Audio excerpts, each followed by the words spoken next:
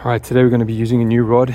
It's a Nomura Hiro Camou FX Ultralight rod. I guess it's designed for trout area fishing, which if you don't know, it's kind of like, I believe it's like a stocked pond where a bunch of guys stand around the pond and they've got a certain area they have to stay, and I think it's based on time how many fish they can land.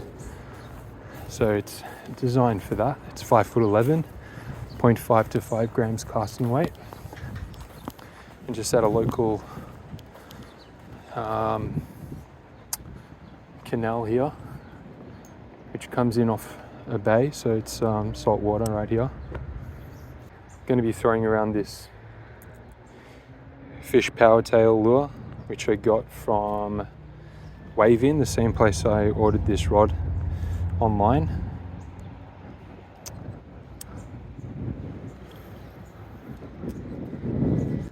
The guides are not crazy small. The blank is really thin. It's got that skeleton-like reel seat. And these are EVA grips here. So is the bottom. It feels very light, and interestingly enough, it comes with this little hook keeper. Haven't got any bites yet, so I might switch to a soft plastic. Have a few more casts. Might move up a little bit closer to the mouth, cast in amongst these trees. I think the rod's quite comfortable. If you got 2 fingers above and below the reel there, it's good. Because with the other model I have, the top part is long, as if you would, you're meant to hold it with 3 fingers up the top, and then the bottom part's short, so it's not really ideal, but this one's much nicer. Yeah, it's pretty comfy to cast one-handed. I'm usually a two-handed cast guy, but I'm quite happy to flick this with one hand, because normally I'd grab the butt with my right hand and then reel with my right hand, but with this it's fine doing a little backhanded flick with one hand. Feels balanced. I really want to catch something on this lure.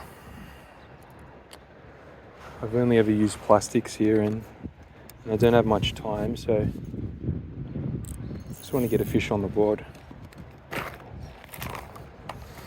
Just my little case from AliExpress. It's good for hard body lures, because these are like Daiwa double clutches. These are 67mm Savage Gear little crankbait, and these are Atomic hards.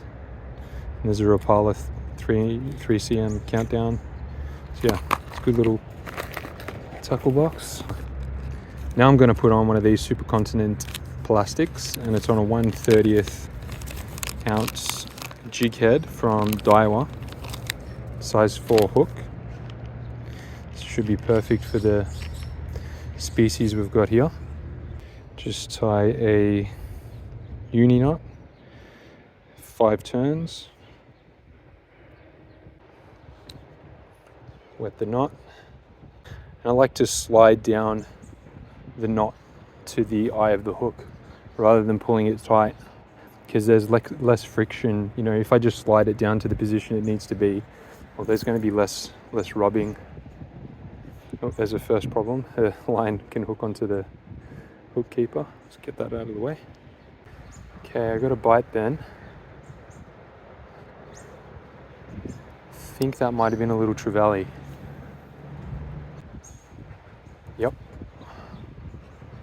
Yep, on. So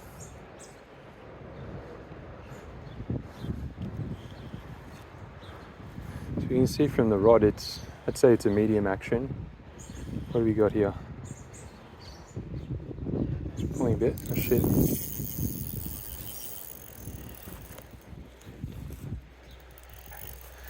You can see the fish just running up the... What is that? That's oh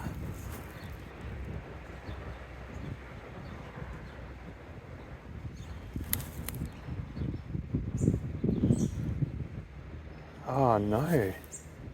Oh, there it is. Oh, it's got a bunch of weed on it. That's why it's so heavy. It's a Trevally though. You can see the weed.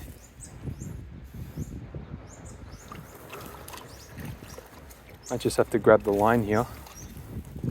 Yeah, very slippery. And they do make a like a croaking kind of sound. Yeah, they're really good fighting fish. My PB is 45. I'll put him back.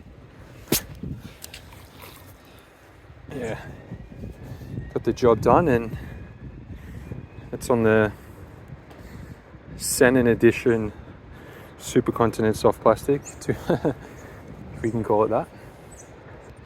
Yeah, this drag, it's like, you know, within about 5 clicks either way, it can be too tight or too loose, which I don't know if that just means that the drag washers are a bit dry and there's not enough cushioning there. So I might have a look into that.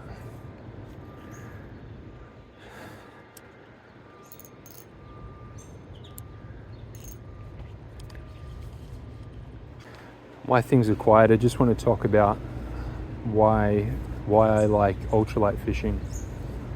Well, I don't have a lot of time. You know, I can fit in half an hour here, an hour there. So the strategy to get the most action in the smallest amount of time is to downsize your tackle. Because, you know, you can catch little fish, but you can still catch big fish on these tiny lures. My PB brim out of the Hopkins River is 40 centimeters, and that was on this ultralight gear with probably a 1.5 inch. It was actually a cut down version of this lure in a different color, but yeah, it was probably 1.5 inches long, and it would have been on a size 6 hook, something like that. So that's the kind of setup where I'm, you know, able to catch the smallest brim, little mullet, that type of thing, but also bigger stuff as well. So it's just a more fun way of fishing. Yep, got a bite now. Ooh. No. Now that felt like a bite, but maybe it was just this snag. But yeah, it can be super inexpensive too, because the smaller the reels, you know, the cheaper they are generally. So this setup here would probably cost something like 100 Australian dollars. You can get away with cheaper than that, but the problem is finding rods that have that low casting weight, and that's where this rod and the other Nomura rod I've got, I recommend, because they're, you know, they've got the really low casting weight, that they're very affordable. And there's some other rods on AliExpress that are the same. They, you know, in terms of the price and the design and everything, but the casting weight is usually not that low. It's more like, you know, 1 or 2 grams on the low end, which you can't, you know, you can't always trust. Like, you know, maybe in the manufacturing process there might be a little bit of variance with these cheaper rods, so, you know, you can't always trust the casting weight number. But yeah, for ones that are definitely designed for lighter casting weights, I think the quality of these Nomura rods is quite good. Yeah, when I was here about 6 weeks ago, I could walk out on these rocks and I was flicking a plastic under the bridge.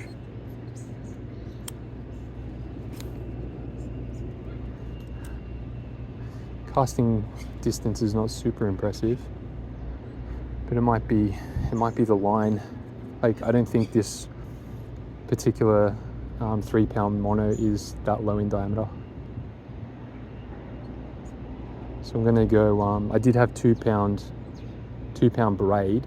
Yep, butterbite, I think. Yes, no? Yes, you have a tiny salmon or something here. Oh, I see he's jumping. Oh, come back, mate. He is tiny. Just lift him up. Yeah, that's a tiny salmon if you've ever seen one.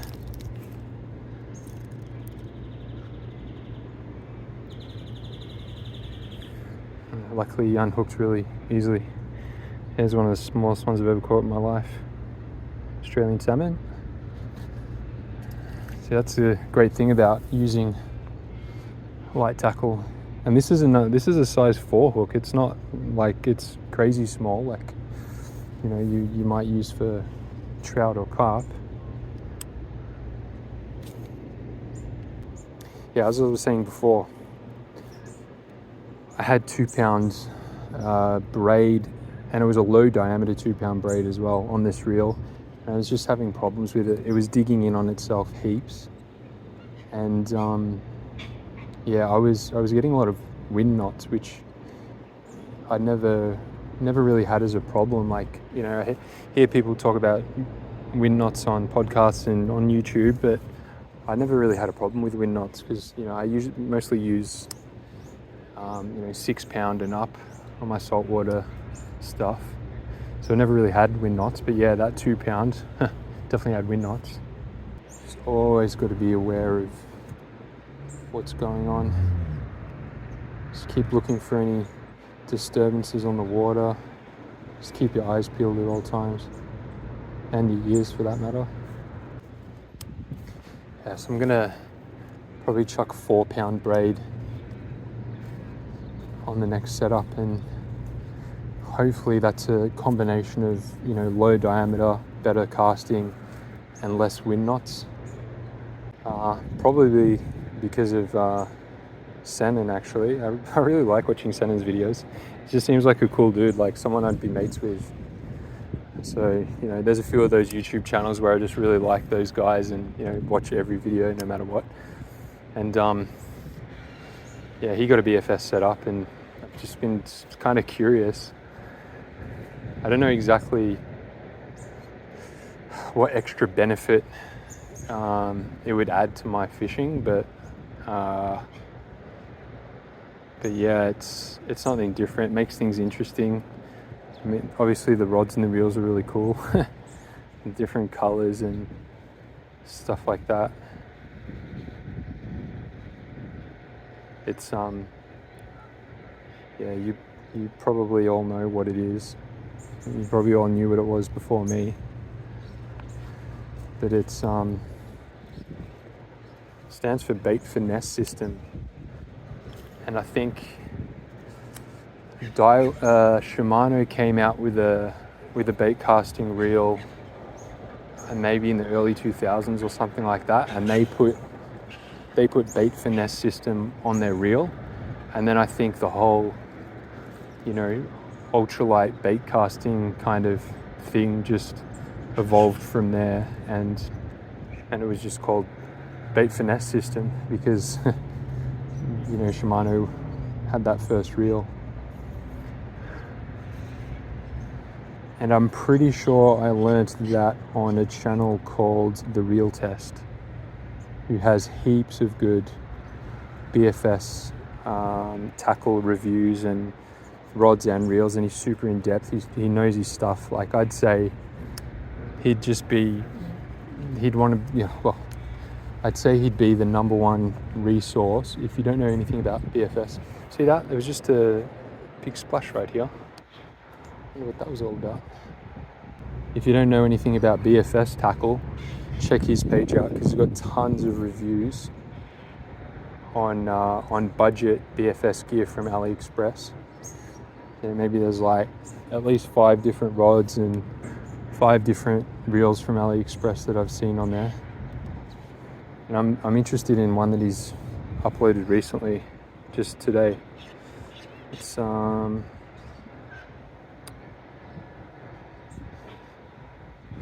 Ace Hawk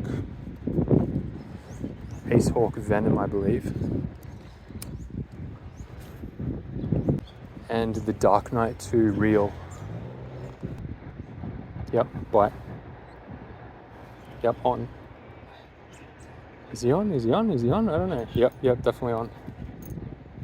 You see the taper of the rod there? It's pretty slow action, actually. Look at that.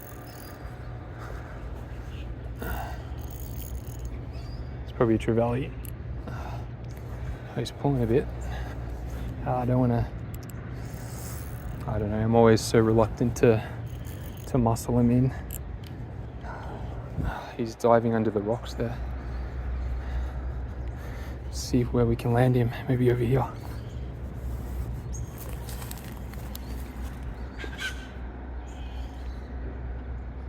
He's pulling again.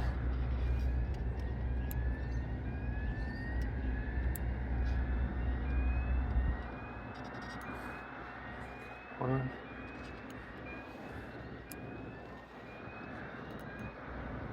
Yep, I've got the in the weeds again. Same deal as last time. It's another Trevally, exactly the same. He's buried himself in the weeds. Oh, there's a few of them there actually. A few of his buddies. I can see 4 or 5 of them behind him. A wicked looking fish. And this weed is annoying though. He's trying to look for a spot to go. Just gonna have to, yeah, see, he's trying to bury himself in the rocks there. Just grab the line.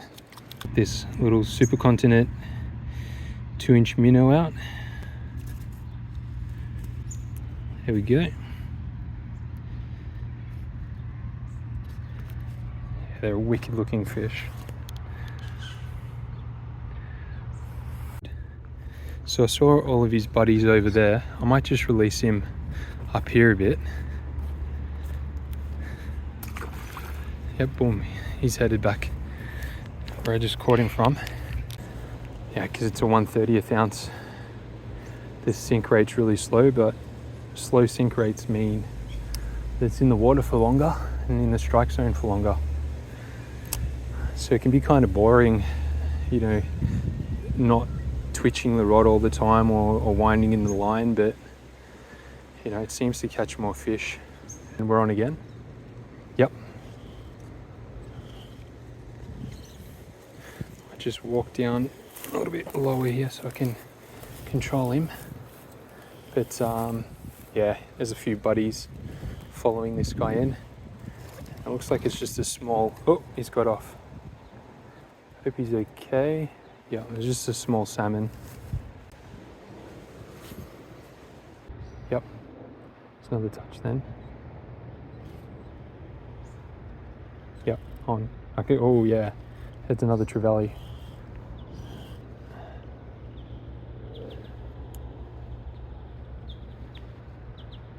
Not letting him take any drag. He's a smaller model.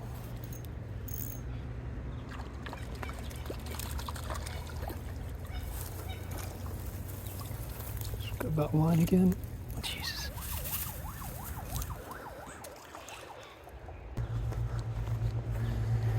And fishing is so addictive, especially when you're confident that you're just going to get a bite.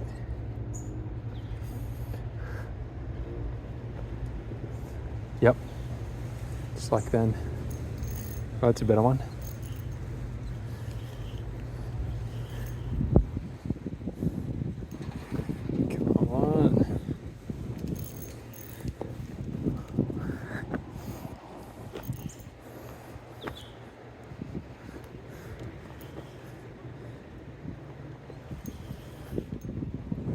Ah, there he is. Oh man, there, look at that school. Look at that school. I don't know if you can see that, but yeah, there was maybe 30 in the school there. Come on mate, let's get up. Let's just see if I can lift him up. There we go. It's gonna make the release a lot easier.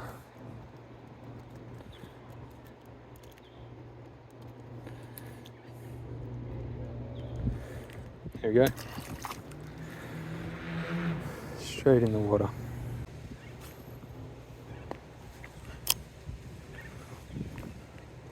If I don't move back to the car, I'll stay here all night. Seems to be on the pause that I'm getting all these bites. I'm letting the current just drift the lure away and, you know, keep the line tension, and then it's getting hit. So it's probably just sitting in a nice zone.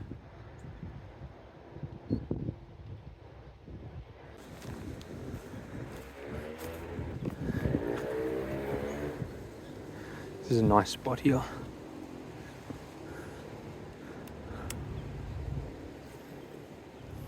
I really want to catch a zebra fish. I can see one down there now. Never caught one. Am I on? Yeah.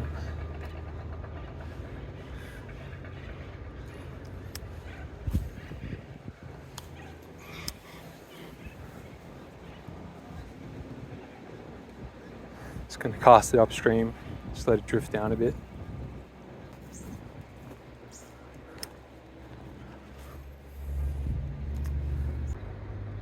Yep, on again. Oh, yep. That school of Trevally's there. Ah, he just went in the rocks. Now my line's jagged up in this tree.